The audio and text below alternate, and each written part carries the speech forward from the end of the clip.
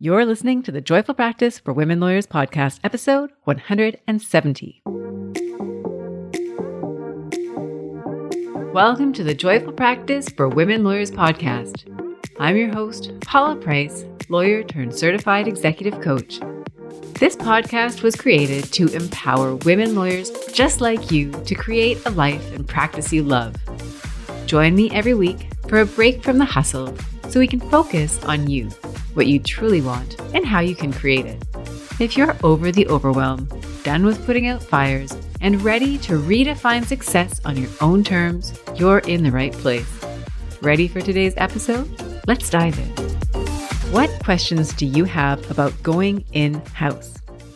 In today's episode, I am thrilled to introduce you to Paula Pépin, who is here to talk about what it's like behind the scenes as an in-house lawyer. Paula is a former GC at high growth companies, and she is the founder, coach, and consultant at Lexgo and the founder of the GC Collective. Paula is going to answer questions about what it's like to go in-house, some of the challenges that you can expect, some of the benefits of going in-house, and also questions that you can ask yourself if it's something that you're considering. Without further ado, I'm pleased to share my interview with Paula. Here it is. Hello, Paula. Welcome to the podcast, and thank you so much for joining us here today.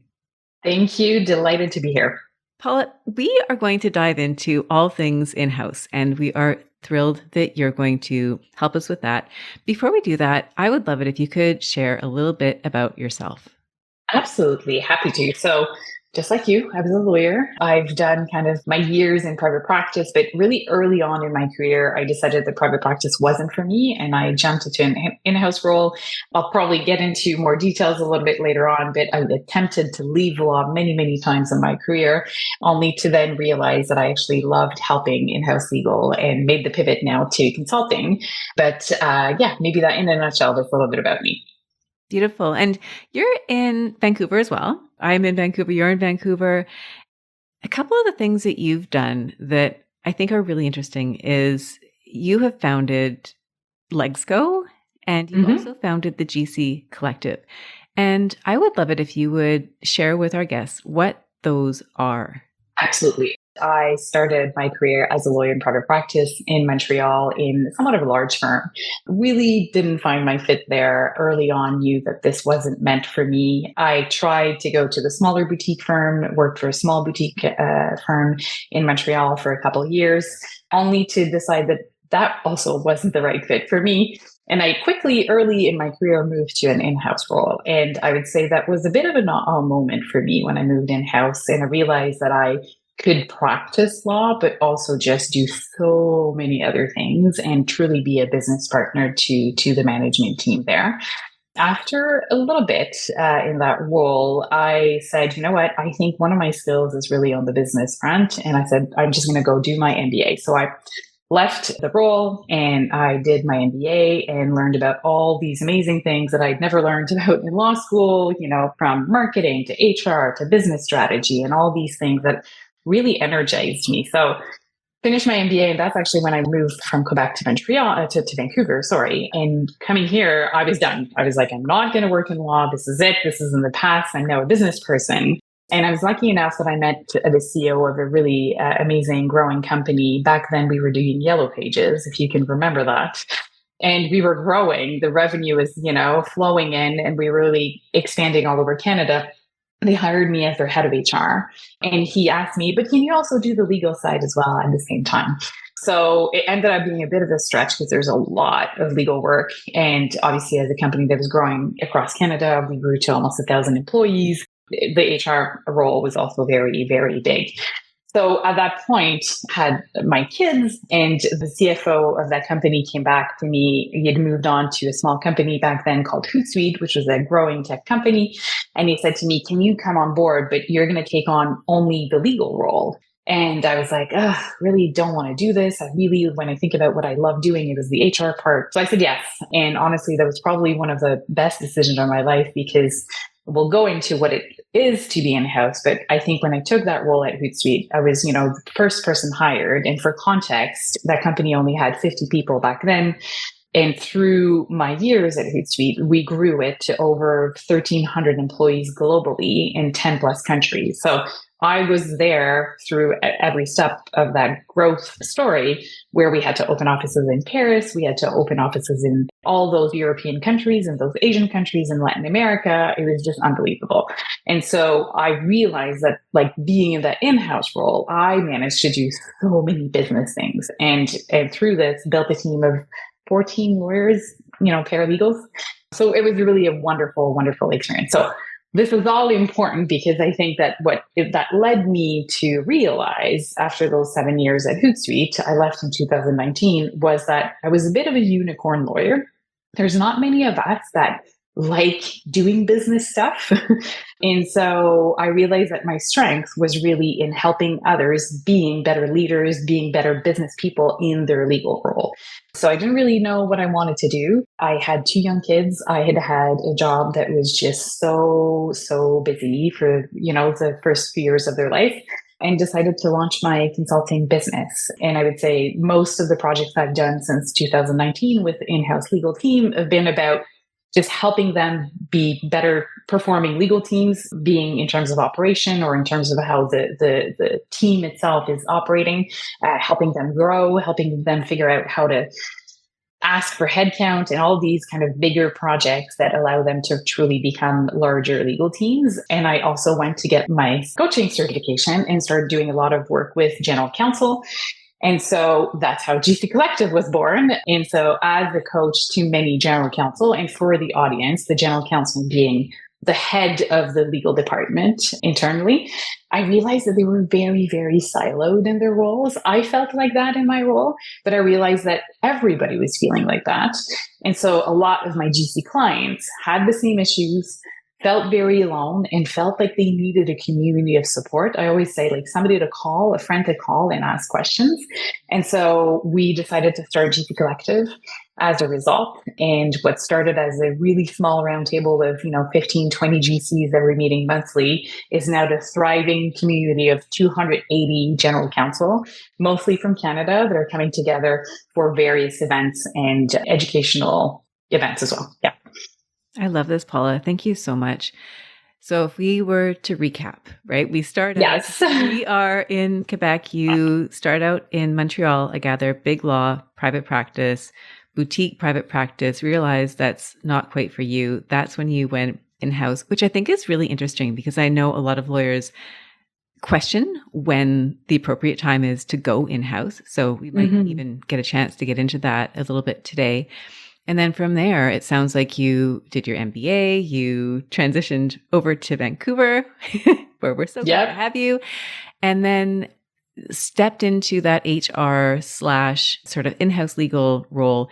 And then that's when you moved into Hootsuite, grew that company, and that brought you to where you are now, where you're doing the coaching and consultancy through Lexgo, and you've also got the GC Collective, where you've created a home, right? This community for GCs to come together and share and support and learn with each other. And have I captured that correctly? That would have been a much better summary than the one I gave. No, it's not better at all. But I think for everyone who's listening, there's perhaps a different point along that journey that they will connect with the most, right? Yes. And what I'm so excited about having you here today, I mean, apart from the fact that I just love chatting with you, because I think you're a wonderful person, is that there are different facets, right? And I think sometimes law can feel a little bit like, okay, I'm a lawyer and I'm going to wear my lawyer hat and do lawyer work. And I think what you're doing is putting on different hats, right? You've also got the business hat and the coaching hat. And so it's really interesting to see how you have curated a career that allows you to follow your interests and build into your legal work, right? You talked about how you tried to leave law, and it's almost like you've stayed in law, maybe a bit more adjacent at this stage. Are you still practicing, or is it? No. So it's more of the coaching and consulting, and yet you're still working with lawyers. If we look at the work that you're doing now, what do you love about the work that you're doing now? What's most important to you? I love to say that I did a bit of reflection work when I left Hootsuite to we do a lot of that when we're coaching people trying to transition career to say, like, what's your superpower and how can you actually turn it into something that's going to make you happy, that can allow you to earn that income? I don't know if you ever heard of the personal hedgehog from Jim Collins, but I kind of feel like it's a mix of like your superpowers, what you're really good at, and how you can actually make money from it. And that's how this whole thing came about for me, is I realized that my passion was elevating others. And so really what I like doing, and when I think back to everything I've done at Hootsuite, at my previous role, I was always focused on helping others being a better version of themselves. And that's the part that gave me the most energy. So that's what's the most important part of my work today, is being through consulting or coaching or through GC Collective. Really, my focus is to try to help elevate others. And I also know that lawyers are not equipped to be the business people or the leaders that they have to be in-house. And I love being able to use my own experience to help them be better and just shine in front of their management team, right? I always say I like to be in the background and I want to make them superstars. And that's just what drives me. And that's what's really important in my work. I love that. Paula, I hear a lot of questions from lawyers, particularly in private practice, and they're thinking about going in-house. And so I would love to ask you questions about what that transition is like, help our listeners maybe gain some clarity over whether or not a transition in-house would be suitable for them. And so if we start at the very beginning, right, I think we sort of have this idea of in-house. I've only ever been in private practice. So to me, in-house is a bit of a mystery. I'm wondering if you can let us know from behind the scenes of someone who has that experience of working in-house, being a GC, how would you describe the in-house experience? We could probably spend just a whole hour on this. Okay. And I've helped so many lawyers, even hiring them from private practice to go in-house. And I, would always care about them knowing what they're getting into. So I have a lot of thoughts to share. But the first thing when you're moving in-house is that you have to be comfortable becoming a generalist. So you typically will leave private practice being an expert in a field, being securities or M&A or litigation. And you're walking into this role where you're supposed to know everything about employment and privacy and M&A and all of these things that often you've never really dipped your toes in. And so that's the first thing that you have to know before you're taking an in-house role, is that the expectation will be that you are that generalist. You're going to know an inch deep and a mile long.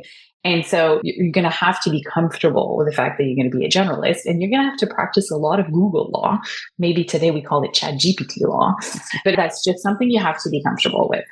The second thing that I think, again, a great mentor of mine taught me in my very first in-house role, I walked into my first in-house role thinking, I bring value by telling them about all of the risks. This is why they're paying me. They're paying me to tell them all the things that can go wrong.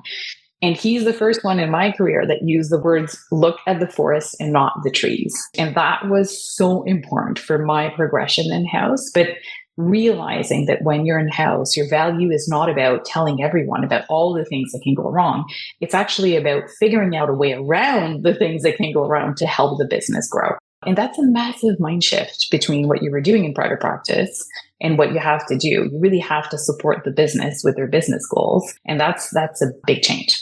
One other thing that I would say that is very different and that I taught my team, anybody that would come into my team almost had like a crash course on communication.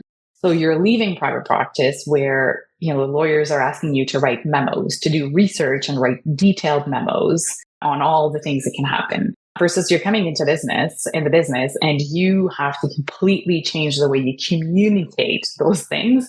And it has to be succinct. It has to be in an email format, and typically in more kind of informal way of communicating. And so that's also a big, big, big shift. And then the last thing I would say that I think is also very different in-house than it is in private practice is you have to learn to, I would say, practice proactively.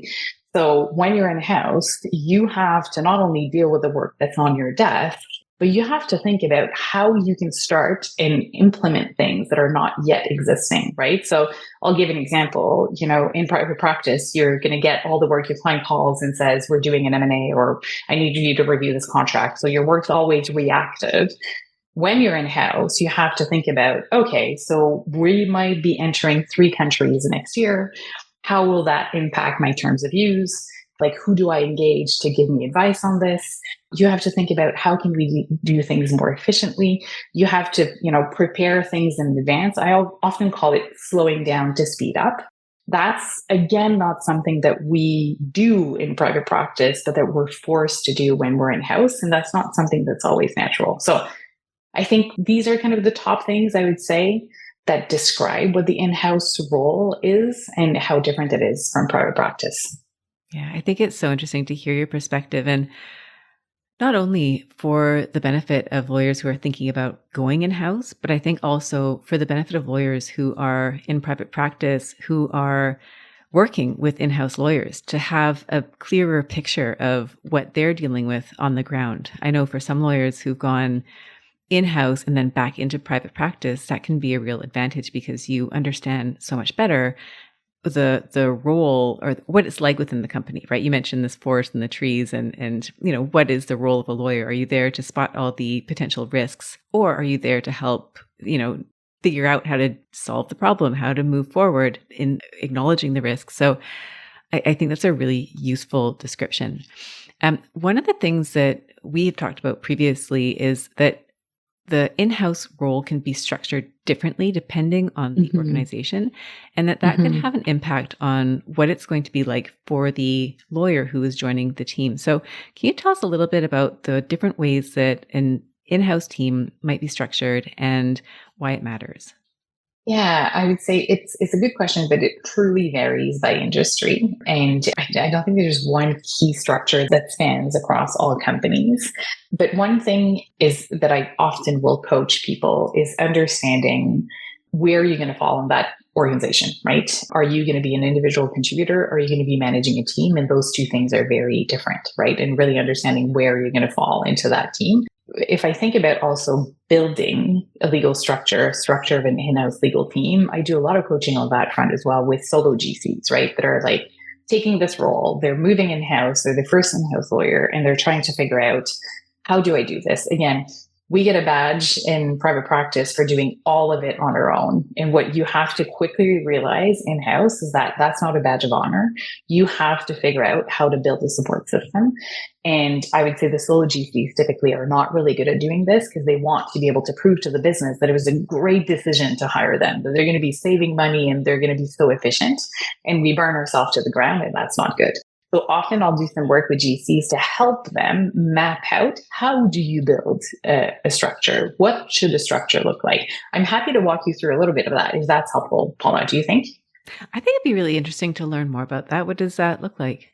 So for anyone listening, I think one of the things we have to start learning when we're in a house is that we shouldn't be doing everything. It's really, really important to pause and think about, what is the volume of work that's going to hit, and what's the nature of that work, and how can we better service the business, right?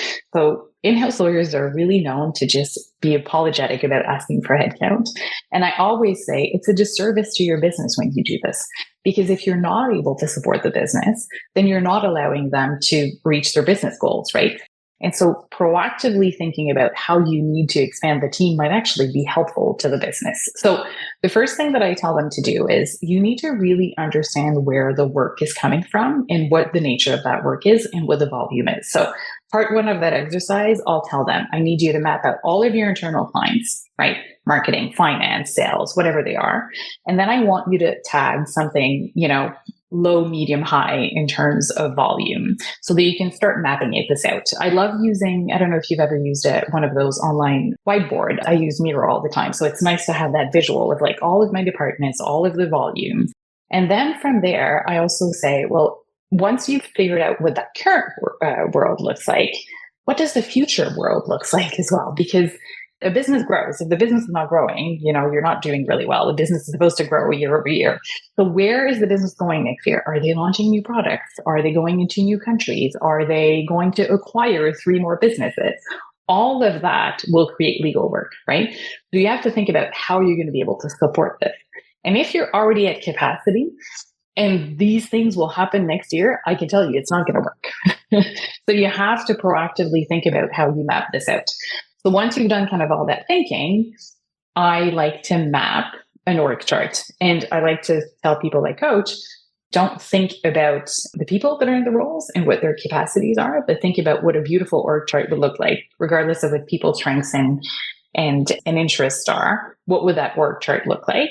And then suddenly you can start making some decisions to see if you have the right people and how you fill that org. But that's a critical exercise to do, regardless of where you are in your in-house journey, is to really understand what does an optimal legal structure looks like, but also how do you get there? And as I'm saying this, like you can realize, having been in private practice, that's not something that is natural to us as lawyers in private practice. We don't think about it that way.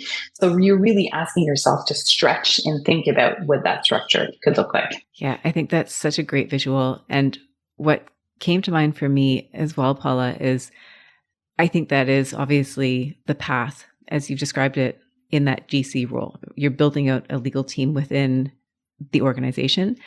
I think that same kind of thinking is a way that lawyers would benefit from adopting when it comes to growing their practice, whether they are in-house or whether they are in a firm with the potential to grow, because you're absolutely right. It is that visioning. It's looking at where you're going in the future. It's looking at who do you want in your team to support you. And if you're in a firm, you have that opportunity. You can start figuring out where to start drawing on others to help support you, because as you pointed out, there's a bottleneck, right? If the company is looking to grow, you need to have the people power to support that. And so the same is true for a lawyer in a firm, right? If you want to be able to grow, and even outside of a firm, if you're in government or another organization, that forward-looking planning, I think, is a super helpful exercise. What kind of work is typical when you go in-house and you're doing the work? What does that look like? I will say, again, varies by industry. So I will say, depending on you taking your role in-house in mining, in pharma, in technology, that will be different. So the reason I'm very familiar with the mining world and the tech world, and maybe we can use that example because they're so different. So in the mining world, when you're moving in-house, the legal work really looks like what you were doing in private practice. Typically, mining companies will hire in-house lawyers to really kind of decrease the spend on outside counsel. So they'll hire somebody that can do, public company reporting, that can do security, that can do M&A, that can really be doers. At least maybe not every mining company. What I've seen in the smaller mining companies, that's what they're going to do. Complete opposite if you look at tech, which has been my world, where the work that you're going to be doing as an in-house legal is what you would often see as really junior work in private practice. And so one of the main things I would do in an interview setting when I would hire somebody that wanted to leave private practice and come into in-house, I would ask them what energizes them in the practice of law. And if their answer was solving complex issues, I knew this wasn't the role for them, because when you're in-house legal, at least in a tech company and probably in other industries, you're never really solving the complex legal issues. That's just not something you're going to do. You're going to do very repetitive work that could be just based on contracts. That could be, the corporate work, but it's kind of more of the work that you would give to a more junior resource in private practice that the partner would not do. So one of the things that I really need people to understand is really, what is that body of work going to look like? And will that align with what energizes you? And really varies. Yeah. So it sounds like it's really important for anybody who is considering making that switch into in-house to get a pretty clear picture of what it is that they will be doing, because it sounds like there's quite a range, right? Depending on the nature of the organization.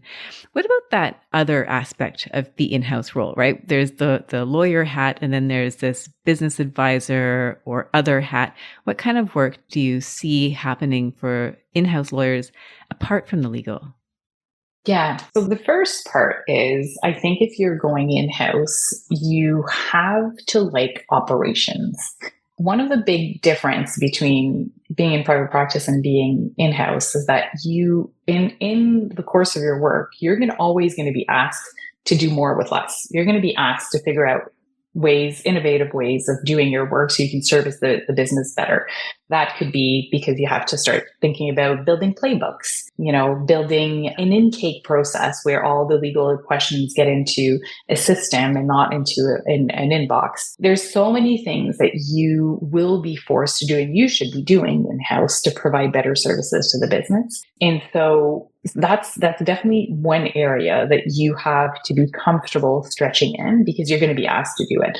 And I would say there's a split on that. I would say I'm going to do a Paula stat on that, but 70% of lawyers hate operations, hate doing that. And then 30% enjoy it, right? So you have to think about this. And if you're not that person that likes doing this, that you're going to have somebody else on the team that's going to be thinking about this for you so that you can really be focused on doing the legal work. If I think about also like career growth in-house, obviously you're going to be asked to join meetings and be more of that advisor, as you said, but there's other roles you can take in the business. And I always say to people I coach on like a career transition is, what else energizes you? What are you interested in doing? And try to figure out what business areas might be interested in using you as an extra resource, right?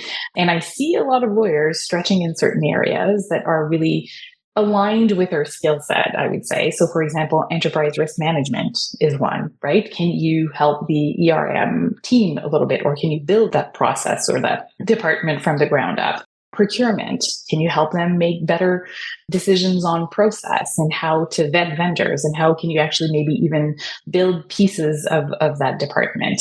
I see a lot of lawyers stepping into the DEI world. Like, how can they help the business be more inclusive? There's internal audit. There's so many business functions that if you are a lawyer who is looking to stretch into more of a business role, there are many, many, many opportunities for you to do this.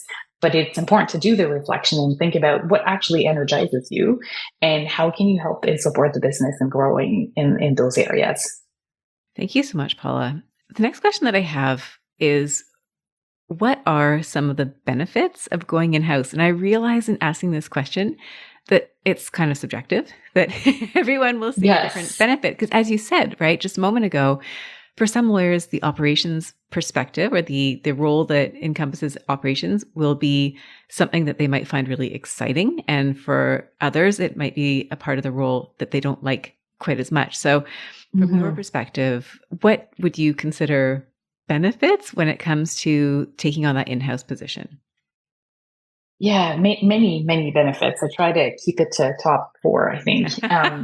And the first one, and again, you're just saying, it's funny, like I have friends that are still in private practice and we did law school together and they love in private practice. They can't see themselves in-house, right? So to me, yes, it is a benefit. And here are the ones that I've seen. But the first one that everybody's expecting me to say is work-life balance, right? And I would say, yes, but that's not everywhere. And this is one that you have to really make sure you understand where you're getting into a legal team. I recently met a GC of a large organization that told me she's going back to private practice for work-life balance. I've never heard this before, but that tells you a bit of the culture that was at that organization, right? Most companies will have a good work-life balance. And that is because you have a team that supports you. And that's, it will also depend if the GC that's in charge of that team values work-life balance. And if that GC was good about planning the resourcing for the team. So if you're going into a team that's well-resourced and you're going into a team with a GC that really truly values the fact that you're moving in-house, a lot of us move in-house because we value work-life balance, then you're going to end up, this could be a benefit. The other thing that I'm going to say the other elephant in the room is you don't have to track your time. That's a magic one. But the one that comes with not tracking time is not being rushed to think. Because when you're in private practice, you're always on the clock. You're always thinking, I'd like to spend another half hour on this, but do I really want to bill the client for that? That is such a benefit that when you're in-house, you can actually take your time and you can research as much as you want and you can spend as much time as you want on an issue. There's no rush to think, I would say, like it is in private practice. The other thing that the other massive benefit for me personally, one of the things that caused me a lot of anxiety when I was in private practice was the fact that I had to be right all the time. And so people were coming to me because I was the expert. They were paying me the big bucks because I had to say, to find the right answer. When you're in house, you're allowed to not be completely right, which is awesome. So people can come to you and say, what do you think about this thing? You do some research and be like, well, I kind of think this is where we're going to end up. But let me call a friend who I'm going to pay the big bucks. They're going to have to tell me what the answer is. That to me, as someone that I realized later in my life that was causing a lot of anxiety, decreased a lot of my anxiety when I was practicing. And then the last one that I would say that I felt like was a massive benefit is not being at the mercy of several clients. So when you're in-house, you are allowed to say, sorry, really appreciate that you're asking me to turn this contract by tomorrow, but I'm actually doing an M&A and I'm helping the business close this. It has to close by tomorrow. So your contract is going to go to the next day. So because the internal clients all work together, they will be more understanding of this versus in private practice. The person that comes to you and says you have to do this by tomorrow doesn't really care that you're stuck on another matter with another client. So I think it helps a little bit with managing that workload and that stress. Beautiful. Paula, I have a couple of follow-up questions based on what you've just shared. Yeah. The first is in relation to balance. And I'm so glad that you brought that up because I think there's a little bit of, and this is having never practiced as an in-house lawyer, but I feel like there's almost like that it's almost overrepresented as being a lifestyle job because I think in-house counsel work quite hard. I might be wrong about that. And it sounds like it's probably, there's a spectrum, right? There's going to be organizations where it truly is a 9-to-5 position. And then there's others where if the company is going through an M&A, you're on the clock, right? So if you're that person who's thinking about, if lifestyle is one of the motivators, like how do you recommend approaching the process of looking, or what kind of questions can you ask? Like, what do you think someone might do if they're in that investigating stage and they're trying to find the right balance for them? Yeah, and it's a tricky question to ask because you don't want to say, am I going to be able to leave at 5 every day? Because obviously that doesn't leave a great impression with the person interviewing. But I think there's a way to ask questions about culture, right? Tell me more about how the team operates, right? Like, are you working on, when you're working through peak periods, like how does the team work together? Tell me a little bit more about how work gets assigned. Tell me a little bit more about just generally the culture of the team. So I think you can get around and asking those questions to better understand, and you're going to hear some buzzwords around like, oh, the team is really busy and the team is so tired and the team blah, blah, blah. If you're hearing those kind of clues, you'll know that typically you're not going to have a 9-to-5 job. And I like to say, I agree with you to say people that move in-house don't only do it for lifestyle. When I did it, I was young. I was in my late 20s when I moved. I didn't do it for the lifestyle. I really did it because that was the work that energized me more, right? And the expectation of in-house counsel is not that they're on the clock. They have to be available to the business when the business needs them. So it's not as stressful and as difficult as it is in private practice, but there is an expectation that you're going to be available to the business when they need you. And if that's at 8 p.m. one night because there's a crisis, you're going to have to be available at that time. Yeah. It's so interesting. It's such an interesting perspective. You mentioned, I think it was the fourth benefit, this idea of having a single client where the deadlines are addressed in that way, right? Here are the things that I'm doing for you, client. And so there's a certain pace that goes along with that. And I think another piece of that is the difference between having multiple different clients, right? If you're in private practice and you've got a number of different external clients and you've also got your internal clients, the lawyers that you work with, it's almost like you're split, right, between all these different clients versus being in-house where you've got an organization that you're supporting. You're supporting the team. Maybe it's the local office that you work in. And then as you've described, there might be other offices in other parts of the world. And I'd love to hear about the connection that you would then be able to form with that single client because your energy is focused on them. What was your experience like in that environment? I'm saying it as if it's really easy to do, to say, no, I'm not going to turn the contract. We've not been one, right? Yeah. I'm just going to acknowledge one thing. We're not wired that way as lawyers. And one of the things, I don't know if you do a lot of work in your coaching on this, but I do a lot of coaching on boundaries, a lot of coaching on learning to set boundaries. And again, I think that comes with years of practice. But when you are in-house, you have to learn to set boundaries because the business will just ask more and more and more and more of you. I'll give you an example. When we were a very small team, we were just three. And again, growth. Quarter over quarter, the sales were like double. And so we could not keep up with the customer demand. But at the same time, we were closing 2 acquisitions. And the team was about to break, and there was not an opportunity to bring in outside counsel because sometimes when it's day-to-day stuff, it's really hard to onboard outside counsel to support because you need to be really integrated into the business.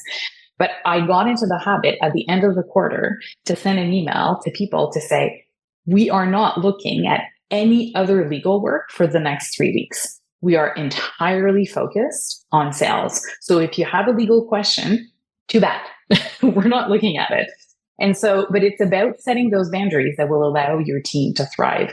But that's also something you need to learn to do because there's a lot of people I work with that are not able to set those boundaries and burn themselves to the ground because they're going to say yes to turning that contract and they're going to say yes to that M&A. They're going to say yes to everything and they won't be delivering. And they're going to be working until 2 a.m. every night. That's not better. So I'm saying it as if it's something easy to do. It's not, but you have to learn to do it. And I would say you get a little bit more empathy from your internal clients because they understand the reality of it.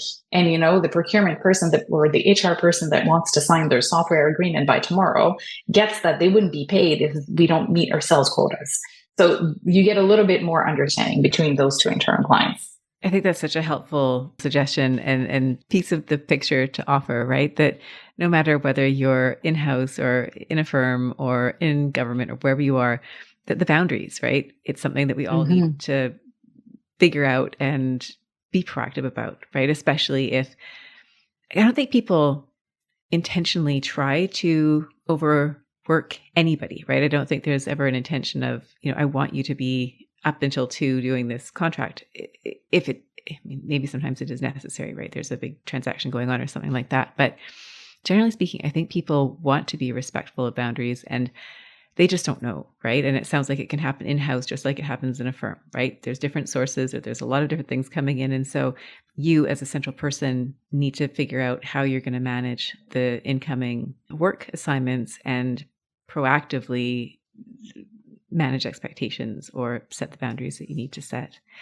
I would just add one thing on this is I think another mindset shift is sometimes setting those boundaries will help you negotiate more headcount in-house, which sounds so counterintuitive. But in a company where you're growing, and if you're and this is the balance you have to strike. You don't want to be the person that always says, I don't have time. But if you can explain as to why you don't have time and why you're focused on other priorities, this suddenly helps you having allies in the business that are going to say, that's not okay. You shouldn't be working until 2 a.m. every night. Let me help you. How can we figure out how to give more to your department? Because all of those other legal departments are negotiating headcount and growing, and you're the only one that's not growing and you're struggling. So sometimes setting those boundaries will help you build allyship with those other departments that can help you support the growth of your department. Yeah. And that's where you go back to that exercise you described a few minutes ago, right? Figuring out what does that ideal org chart look like for you? You've kind of started on some of the challenges, right? That you might, or you've mentioned some of the challenges you might experience in-house. What are some of the other challenges that you can expect? One of the biggest struggle when you're moving in-house is not being valued in the business. I would say a lot of the companies don't value their in-house counsel. And that is a massive shift from being in private practice where your clients value you as this expert and they call you and they really value your opinion versus in the in-house world, you really have to work hard to show your value and to have the business really value you as a business partner. That to me was a big challenge. And I spend a lot of time with the people I coach, helping them with finding strategies on how to, prove their value and have their seat at the table. But that's definitely a big challenge when you're moving in-house from being that expert that is really valued in private practice. We've talked a little bit about the forest versus the tree. Changing that mindset takes time. And you have to be really kind to yourself because it really, you will always be going to the trees. And it takes a lot of self-awareness to be able to make that shift and to really become that business advisor. And this is maybe something I haven't touched on, is also understanding your role in the business, that you're not a decision maker. You're really just the advisor. So even though the company wants to do something that you deem to be risky and crazy, and you would never advise that they do it, your role is really just to advise on risk, tell them what they're getting into and what the risks are, and then they have to make the decision. That's also a big adjustment. And I see a lot of young in-house counsel that don't really understand this and really drive business decisions in the business, which is really not what the role should be. Interesting. I'm curious, you mentioned that first point, right? Feeling valued within the organization. What suggestions would you have for somebody if they don't feel like their contributions are being recognized? Yeah, my advice is always to, one, start working out loud and making sure that the business understands what you're doing. And, that takes a while for you to even answer that question. I always like to give the example of, in my very first year at Hootsuite, we just closed this massive acquisition. They had employees in 4 different countries, and it was super complicated, and it was running in a quarter, and I was on my own, and we just finished the financing, and it was crazy. And I walked into the kitchen, and one of the sales reps said to me, I said, "Oh, you asked me, how are you, Paula?" I said, "Oh, I'm so tired. It's been a really, really hard few weeks." And he said, "Did you have anything to do with this acquisition?" And to me, that was a pivotal moment in my life where I was like, how do you not know that the lawyer in the business was really running the deal, right? And so that was a bit of a moment of like, oh, I need to do a better job for the people to understand what's our role, what do we do, and how we help the business grow. So focusing on how do you get that message across to the right audience, and in the right format as well. We're really good at doing a laundry list of everything we do, lawyers, but that's not what the business wants to hear. The business wants to hear about how you're helping the business grow. Our tagline at Hootsuite was always that we're there to support the velocity of the business, right? And so if you're telling the business, I'm like, that's our role. Our role is to support the velocity of the business. Without us, you can't enter new countries. You can't do M&A. You can't close deals quickly. These are all the things that we help to bring in revenue, to grow. And so it's about finding the right way to explain what you do that brings value to the business. Yeah. And I imagine that would be uniquely challenging as in-house counsel within a business, because if you compare that to being at a law firm where everybody around you gets it, right? They're all kind of scratching their heads, having the same challenges that you are. And so when you're alone or on a team within an organization, the sales team, they have their own set of challenges, but it's quite different from what you have. And so it may be hard for them to see what you're doing and to see the value in what you're doing, because they just simply don't relate to what it is that you're doing. So I think that's really helpful for everybody to think about, what is the value that you're contributing and how do you explain that to others within the organization so that they can see it, right? And I imagine part of that too is, and I think this is true for a lot of lawyers that I work with, whether they're in-house or not, which is, how do you promote yourself without coming across as being self-promoting, right? Nobody wants to see themselves as arrogant or, blowing, I can't remember the expressions for this, but it can be hard, right? It can be hard to assert your value. And yet sometimes you need to, right? Sometimes you need to help others see that here's what I'm helping to do. In this case, you're talking about, helping with the velocity of the business. It's a pretty significant contribution to be making. Question about time management. And I always love getting to time management. What do you find is unique about time management when it comes to being in-house?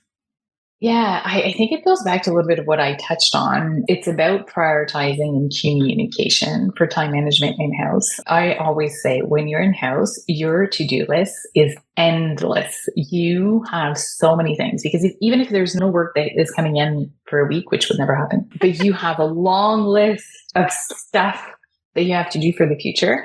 I don't know if you have some time management tools that I use, but I love mine that was recommended by someone in my in-house world at Hootsuite. And it's the now, next, later method. And so I think that was not even in my notes, but I think one of the challenges when you're in-house is that you have to make time for the small day-to-day fires, but also for the big projects that are super important. So how do you do that And so the way I structured my to-do list was always, what do I need to do now? What are the things that I need to do next? And what are the things that once I've done all of these things, what are the big things that I need to do later? Building a privacy program, doing an audit of this process, whatever it is, but so that you can keep track of these big rocks so they can still move. And my way of working was that I would always write that list every Monday morning. And so there's a mental load with the fact that you rewrite your later list all the time and it's not moving, right? And so at one point, you have to figure out how to move pieces of that big later list into the now list. And so that was one of my time management things that I was using in-house. But I think that is the challenge with time management, is how do you fit in your already busy day time to do those big projects that are important, but maybe not urgent. Yeah, 100%. And I mean, that's something that I work with a lot with clients as well, right? The Stephen Covey / Eisenhower matrix, right? Where you're sorting your tasks based on urgency and important. And as you've described, the important but not urgent projects are the ones that tend to get pushed into the future indefinitely. And so the trick is being able to put them in the calendar and guard them with your life and get them done, however that needs to happen. And I love what you said about the Monday morning, right? And that's something that I do, something that I recommend for my clients to do, is having that weekly meeting where you're doing your to-do list, you're looking at everything, and you're right? I mean, especially if you're handwriting your list, you have to write the same thing over and over again. And sometimes you realize, I mean, sometimes those are tasks that you can just let go. And sometimes they're actually really important tasks that they just need to get prioritized. We talked about some of the myths of going in-house already. Are there any myths about going in-house that we haven't covered? Yeah, I would just say, I think we've covered a little bit of it, that there's a myth that you're going to be doing less interesting work.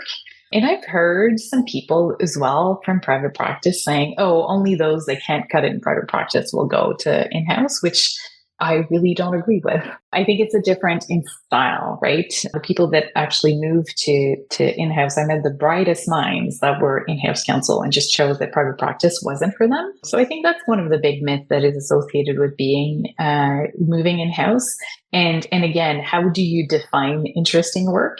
I don't define interesting work as solving complex legal issues. That's not how I define interesting work. Interesting work for me is everything I've discussed and, helping the business grow and doing all these business things. So I think we just value things differently. So there's some kind of myth around that. And then the other myth that I think you have to be aware of is the fact that you're going to do, it's not really a myth, but you're going to be doing a lot of transactional work that is repetitive. And that's just actually, it's not a myth, it's a reality. And so you have to be okay with that when you're moving in-house, is there's just a lot of repetitive work that will come to you. Do you have any questions that somebody might ask themselves, right? This kind of soul searching, is this the right move for me? Do any questions come to mind for you for what somebody might think about in making that transition? Like you mentioned, private practice, chances are you're potentially doing more of those in-depth, solving the complex legal problem, versus in-house being more connected with the business, more focused on growing the business. What kind of questions would you recommend asking if you're thinking one way or the other? Yeah, my favorite question in that context is always, what energizes you and what drains you? In that answer, there's a lot of insight into, what do you like about private practice and what might not be in-house, right? And so really understanding what energizes you and what drains you. I always like to understand, like, on your to-do list one morning, what do you prioritize? You have like 10 things to do. What are the things that you're going to prioritize? I'm going to give myself as an example. And it's so funny. I'm a failed executive assistant. I love organizing. I would have been an amazing executive assistant, but I prioritize the tasks that require organization. I love doing that. That energizes me. It's very bizarre. But again, most lawyers, that's not the case, right? And so really having an understanding of that ahead of time will help you with maybe some coaching to understand if it aligns or it doesn't align with what an in-house role would look like.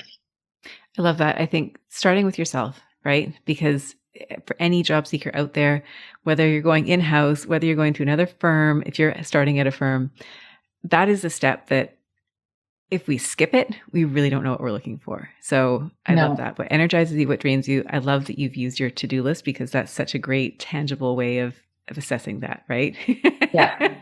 That thing that we keep rewriting every Monday morning. What is Yeah. what is that task? 'Cause it's probably something that it's telling us something. What do you Yeah. think the best kept secret is about being in-house?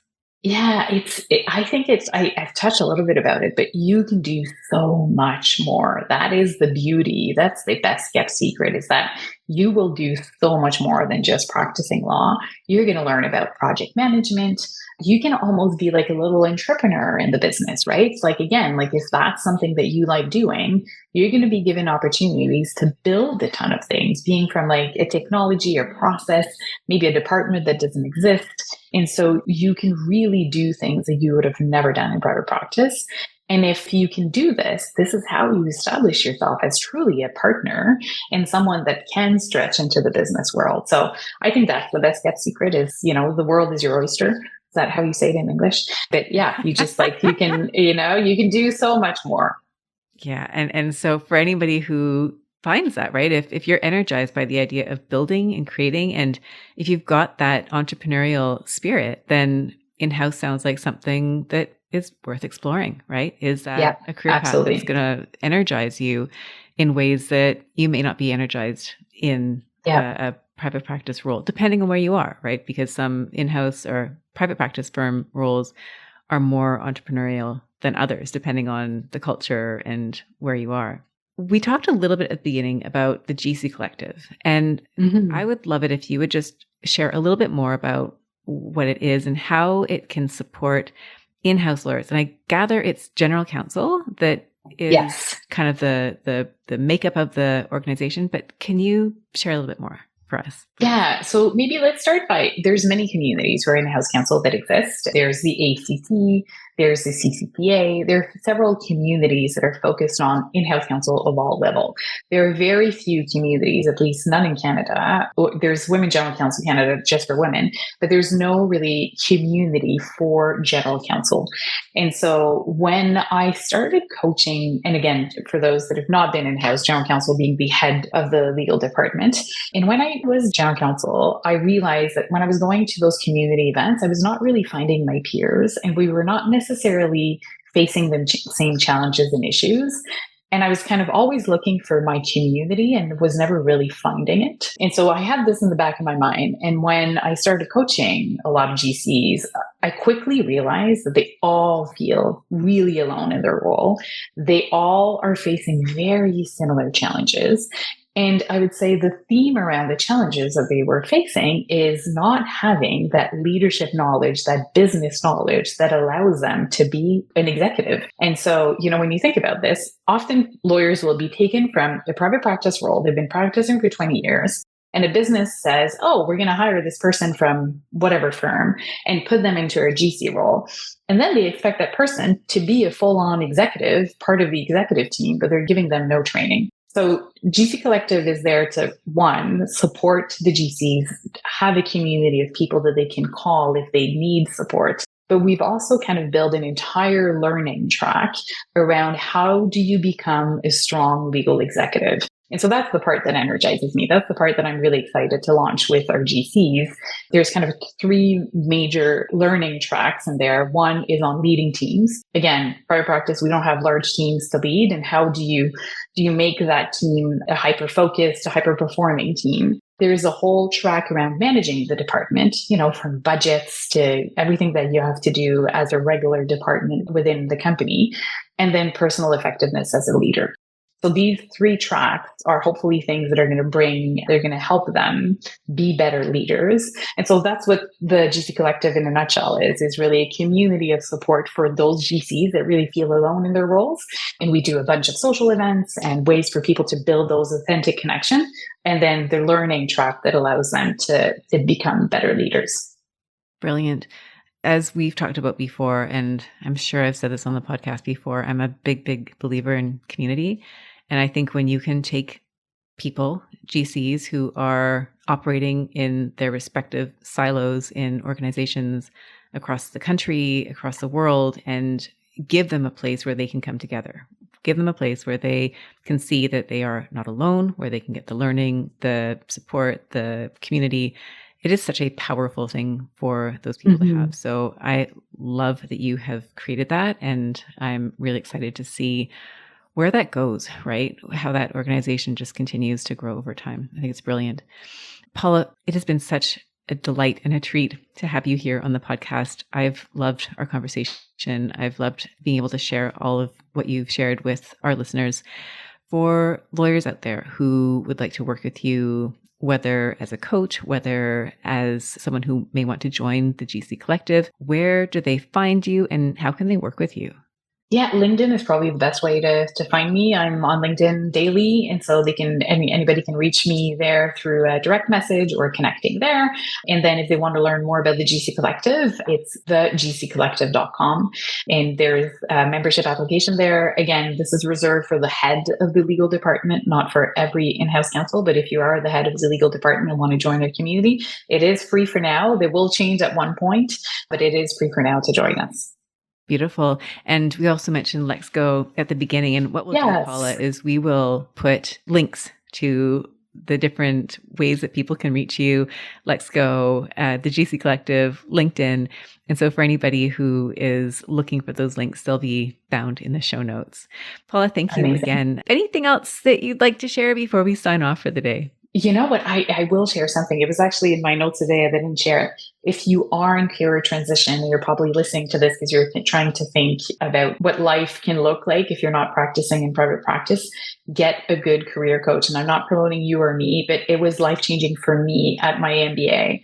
I met an amazing career coach that helped me understand myself and my strengths.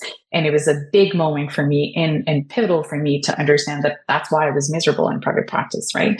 It wasn't that private practice was horrible. It was just that it wasn't aligned with my strengths and my skills. So find that person and do that work, because it will be really helpful and help you pivot if you're not happy in what you're doing. Thank you so much, Paula. Wise words. I think you and I are both in that space, right? I think we both appreciate just how helpful it can be to work with somebody. I think mostly from what you learn about yourself, right? I think when you have that awareness and that understanding of what motivates you, what energizes you, what drains you, right? Those questions that you were suggesting earlier, it becomes so much more clear where to go next. So thank you again for sharing everything that you've shared with us today, for being here on the podcast, and stay in touch, please. Thank you. Thank you for having me. Really appreciate it. Thank you, Paula. Thank you.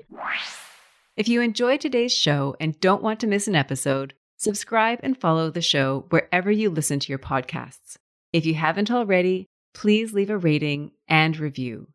Your feedback will help me create a podcast that's tailored to your needs and goes straight to the heart of what matters to you. For instructions on how to subscribe, rate, and review the podcast, visit www.thejoyfulpractice.com/podcast launch.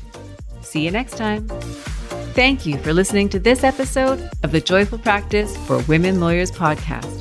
If you want more information, visit www.thejoyfulpractice.com. See you next week.